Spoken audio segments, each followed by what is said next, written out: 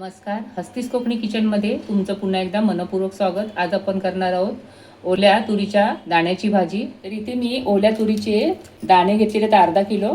हे असे असतात. याची भाजी खूप छान होते. आणि मोठा बटाटा देखील इथे मी घेतलेला आहे. याची साल काढून घेतले. आता आपण भाजी करायला घेऊया. ही भाजी आपण कुकरमध्ये करतोय तेव्हा इथे 3 मोठे चमचे तेल घालायचं आहे. तेल गरम झालं की यामध्ये 1 मोठा चमचा मोहरी घालायची. मोहरी छान अशी तडतडू लागली की यामध्ये अर्धा चमचा जिरे घालायचे, पाव चमचा हिंग, थोडी कढीपत्त्याची पाने, 1 हिरवी मिरची, 1 मोठा कांदा बारीक चिरून घालायचा आहे. आता कांदा लालसर होईपर्यंत परतवत राहायचा आहे. कांदा तर तेलामध्ये छान असा भाजला गेलाय. आता यामध्ये आपल्याला आलं लसूणची पेस्ट घालायची 1 चमचा, परतवून घ्यायचे. तर आलं लसूणची पेस्ट मी परतवून घेतली. आता यामध्ये 1 मोठा टोमॅटो आपल्याला बारीक चिरून घालायचा आहे, तोही परतवून घ्यायचा आहे. टोमॅटो मऊ होईपर्यंत आपल्याला परतवत राहायचं आहे. टोमॅटो आता मऊ झालेला आहे तेव्हा गॅसची आच कमी करायची. सुरुवातीला आपण मोठी केली होती.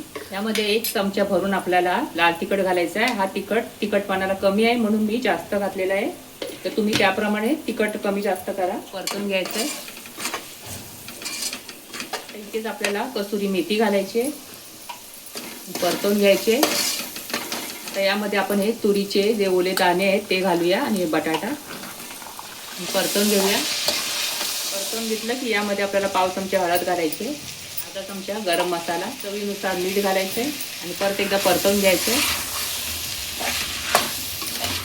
तर आपलं परतवून झालेलं आहे. भाजी छान तेलजीव झाली तेव्हा यामध्ये गरम पाणी घालायचं आहे. गरम पाण्यामुळे भाजीची चव वाढते. तर बुडेल इतकंच आपल्याला पाणी घालायचं आहे. तर आपण भाजी करत आहोत. जर तुम्हाला उसळ करायची असेल तर पाणी थोडं वाढवा. आता कुकरला झाकण लावून 2 शिट्ट्या काढून घ्यायच्या. गॅसची आच मोठी ठेवा. तर कुकरची वाफ गेल्यानंतर इथे मी झाकण काढून घेतलेलं आहे आणि इथे 3 शिट्ट्या मी केलेल्या आहेत. भाजी छान अशी शिजली आहे बघा. छान अशी शिजली भाजी. तर भाजी जेव्हा गरम आहे तेव्हाच आपण इथे कोथिंबीर घालूया आणि एकजीव करून घेऊया. तर आता भाजी आपण एका भांड्यात काढून घेऊया. तर भाजी मी भांड्यात काढून घेतलेली आहे. ही रेसिपी पाहताना तुम्हाला कशी वाटली कमेंटमध्ये नक्की सांगा. आवडलं असेल तर लाईक, शेअर आणि सबस्क्राईब करा. परत भेटूया मस्त अशा रेसिपी बरोबर. तोपर्यंत विश्रांती घेऊया. धन्यवाद.